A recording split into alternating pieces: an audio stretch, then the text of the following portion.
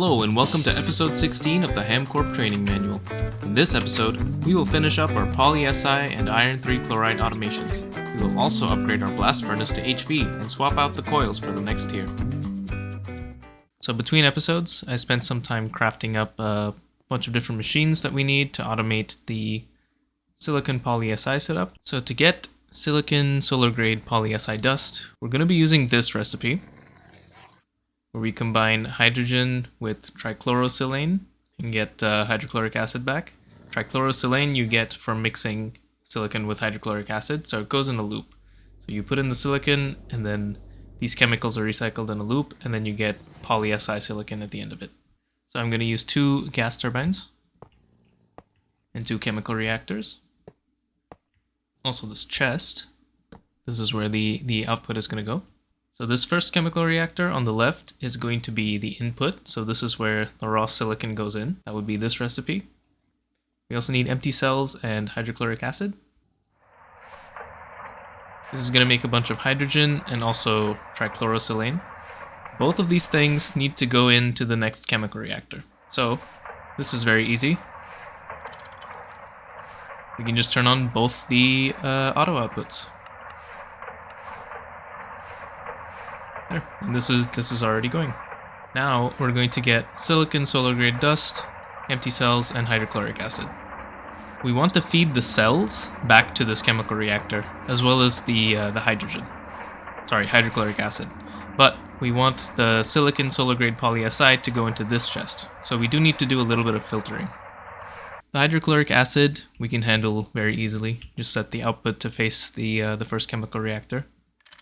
Then use a screwdriver to allow both of these to input from output side. And we can just auto output the hydrochloric acid back. That's easy enough. This is already processing, great. But for the cells here, an item auto output is not going to work because it's going to just put the silicon solar grade back in here, which we don't want. So I made some item conduits and some item filters. So we want to extract from this chemical reactor and insert into these 2 spots. These item filters are going to go in here and here. This one is going to be for empty cells, and this one is going to be for the Polysi dust. And you can set these to always on, like this, always active. And now it sucks everything out of the outputs, puts them back in the inputs. Filtering is done correctly. Easy. Now to hook this up to the logistics pipes, I have some chassis here. I have an active supplier module that I want to put in here. This is going to make sure we always have silicon dust. Provider module for this, so we can always see the Polysi dust. Once this chest fills up, everything will backlog and it will stop requesting silicon. So we're not gonna run out of silicon. And we will also have Polysi dust. Sorry about the screen flickering. I don't know what to do about that. If anyone has any idea, then please let me know. But yeah, so that's that. Polysi dust is done. The Polysi dust is used to make monocrystalline silicon boules, which are then cut up in a cutting machine to get wafers, which are used for diodes. But they're also used in the laser engraver to make a bunch of different circuit components. So that's something I want to get into as well. But first I want to figure out this iron 3 chloride. But the tough part here is actually getting the chlorine. I've basically settled on getting chlorine from salt and rock salt, because while we were breeding, we did get a bunch of salty roots. Not enough for a full field, but I'm going to breed a bunch of salty roots and see if I can get enough to get a full field. If not, it doesn't really matter how fast it is. It doesn't need to be fast. So I might just roll with a smaller farm. But that means farm has to expand yet again. And then we can get a bunch of salts and then electrolyze them. And then once we have the chlorine, iron 3 chloride is as simple as hydrochloric acid plus iron dust. So pretty simple. And then this hydrogen can go back into another chemical reactor with chlorine to make more hydrochloric acid. So this is also kind of a loop, just like the Polysi. So I'm a fool. I had 4 good seeds and I killed them all by hydrating them. Because salty roots don't like hydration, apparently, so if you hydrate them, they are going to die. I have 1 seed left, and I'm trying to salvage the situation, but it's going to take forever. So I think I'm going to set up the iron 3 chloride processing and just use salt from like a salt ore vein. And eventually, once I manage to breed up some more salty root, assuming that one doesn't die either, even though, you know, I haven't hydrated it this time. Hopefully if I salvage it, I can set that up as well. Otherwise, it is what it is. Anyway, for now I'm going to set up the automation with just assuming we have salt. So I've gathered up all of the items I need to make the iron 3 chloride. I'm going to use a medium voltage fluid tank to store it because I think a super tank is just, it's too much. I don't need that much.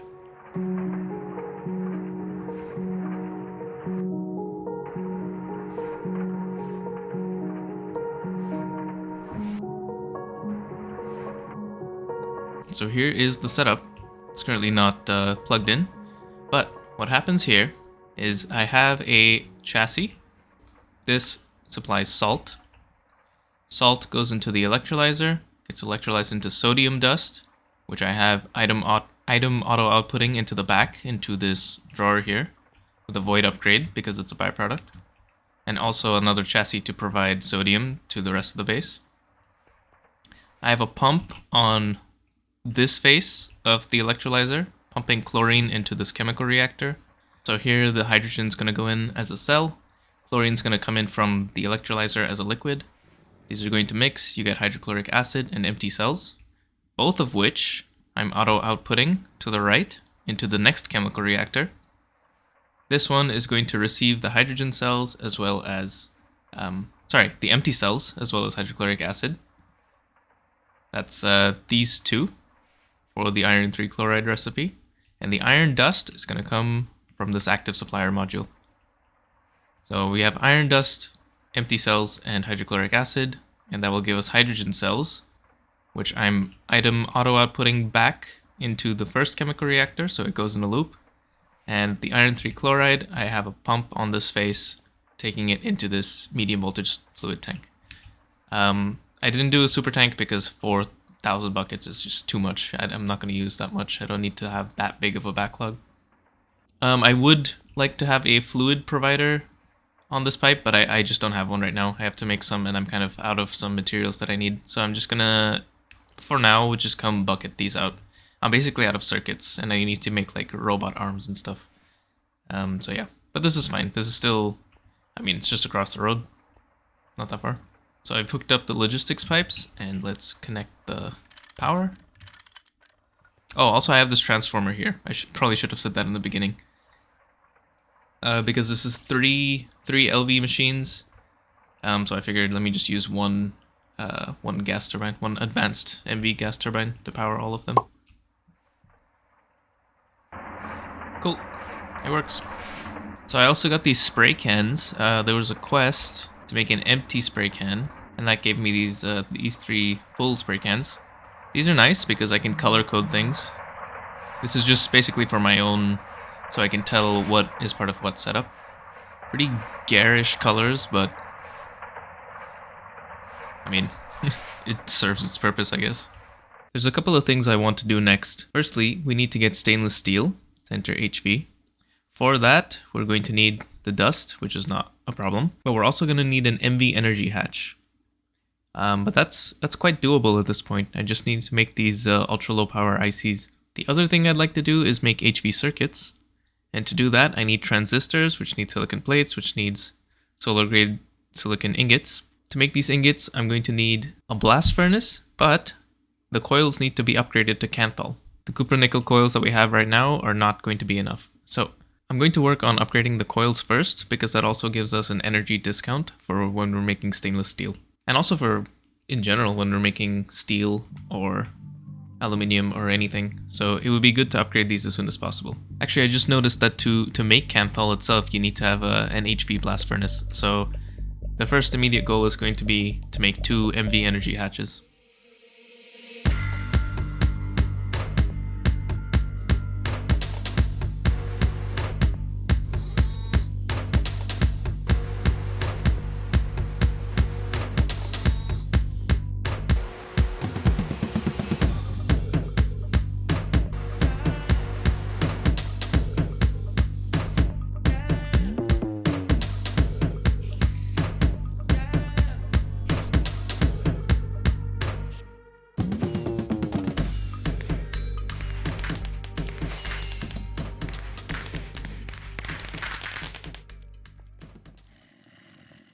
So we have the MV energy hatches now. I'm just waiting for this silicon bull to craft, and then I will upgrade the blast furnace. However, I've noticed that I'm out of circuits, or very, very low on circuits anyway. But we can start making the cheaper versions of the LV and MV circuits, now that we have the laser engraver and a bunch of different lenses, and some extra wafers. So I'm going to start doing that, because I actually need some MV circuits for the chemical bath, and also I need more MV and LV circuits for logistics pipes. I have been automating some of this, not a lot, because they're still quite expensive circuit-wise. But yeah, but I need more circuits. So I have the energy hatches. I made some gas turbines and a high voltage fluid tank to hold some benzene. We're going to switch to benzene power for the blast furnace. We don't make enough steam to keep up with 4 advanced steam turbines. So I'm going to replace these.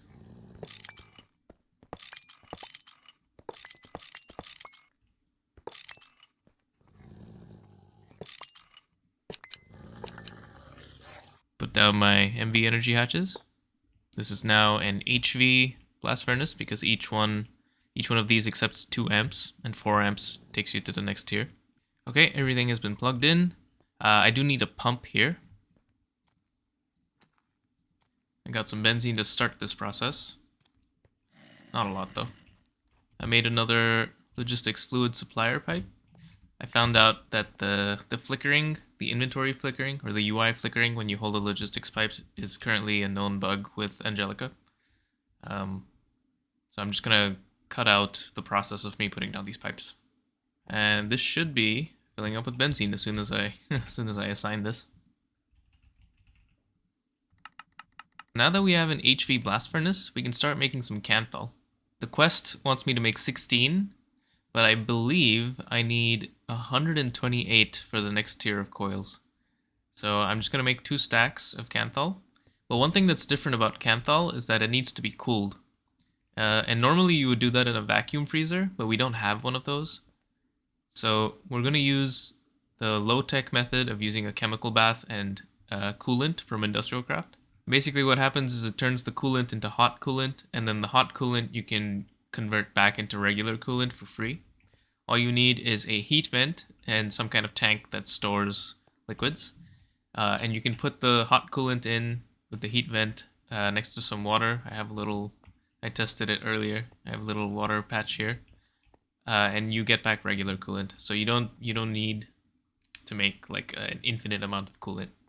I've got my 2 stacks of Kanthal dust. To process this, I'm also going to get some oxygen because it's a pretty significant discount.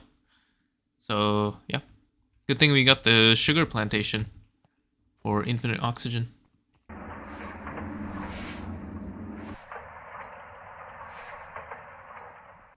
This is pretty slow, 45 seconds each. So that is quite a while. Yeah, it's gonna be like an hour and a half for this to finish. In the meantime, I'm going to start gathering some more chrome. I know that there's a better way to get chrome with the ruby juice, but I think I'm gonna leave that for a future video. I think for now I'm just gonna brute force it and just get a bunch of chrome, because that's also, I can just leave this running and then do something else. So yeah, I will see you when I have all the hot Kanthal, and then I'll show how to cool it and what to do with the coolant to reuse it. The hot Kanthal is done. Got my advanced chemical bath, and I've borrowed one of the advanced gas turbines just to power this. And now the way this works is you put in the coolant and the Kanthal. This will process to give you hot coolant, which we will then take out with a bucket or an empty cell or whatever, and then put it into this ultra low voltage fluid tank. There's a heat vent on this face facing the water, and then after some amount of time it just turns back into regular coolant, which I will move back into this slot. Yeah, and I will just process all of this Kanthal. It's gonna take 128 minutes. Each one of these is 1 minute. So yeah. In the meantime, I'm just going to keep processing some ores, I think. Not sure what else I really want to do here. I need to make some more circuits as well.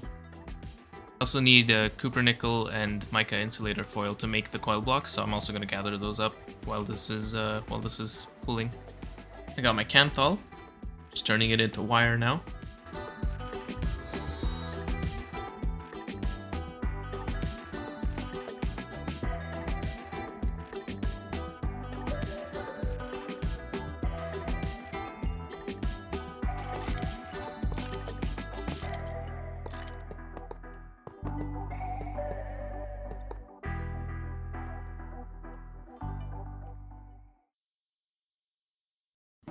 Thank you for watching this episode of the HamCorp Training Manual. In the next episode, we will push the limits of circuit technology and create the first high-voltage circuits. We will also craft the first stainless steel and enter the HV age. HamCorp would like to remind employees of its referral program. Every time you share HamCorp training videos, you are allotted 1 breath of pollution-free air on the HamCorp campus. See you next time.